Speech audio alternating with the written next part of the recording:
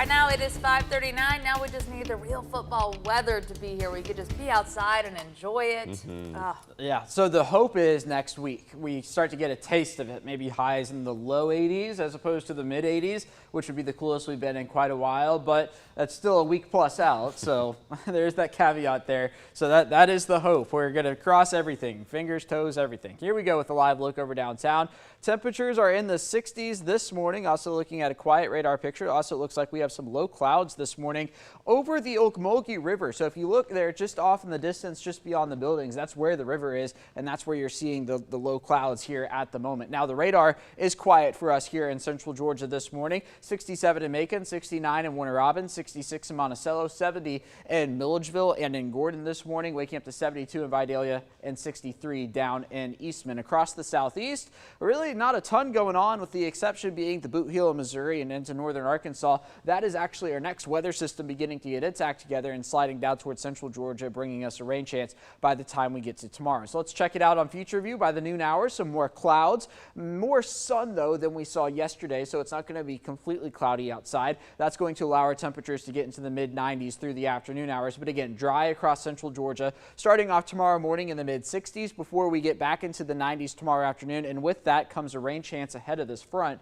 So by 6-7 o'clock, looking at scattered showers, maybe even a storm or two mixed in. By 11 o'clock, here comes the front itself, but this front is going to stall down to the south and east, so a rain chance is going to stick around through Friday morning for places like Eastman, McRae, Vidalia, Dublin, Dexter, Wrightsville, over towards Soperton, and really that's going to stick around on the east side of Interstate 75 by the time we get into the afternoon hours for Friday. So watching for some scattered showers potentially for the high school football games Friday night.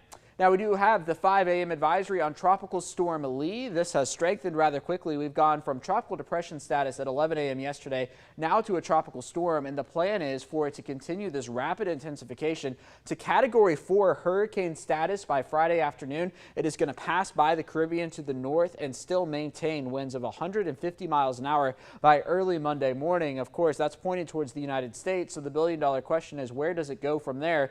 Well, I have a high degree of confidence it's not coming to the southeast. I do think it's going to turn somewhere near Bermuda. It's just a question of where exactly it turns. It's kind of a tug of war between this trough here in the northeast and the high pressure that's back out over the Atlantic. So we're going to be watching the details on this. We'll know a lot more through the weekend where exactly that's going to happen. But one thing that is for certain is that we are going to see large surf along the eastern seaboard of the United States into next week. That goes from the Florida beaches all the way up through the Carolinas, Virginia, and on into the Northeast.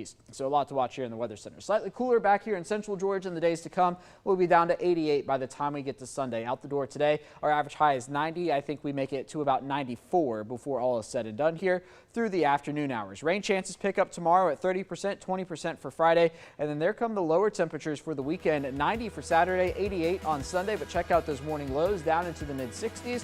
We'll be back in the 90s for Monday and Tuesday, but again, I think we have another cold front on the way in the middle part of the next week.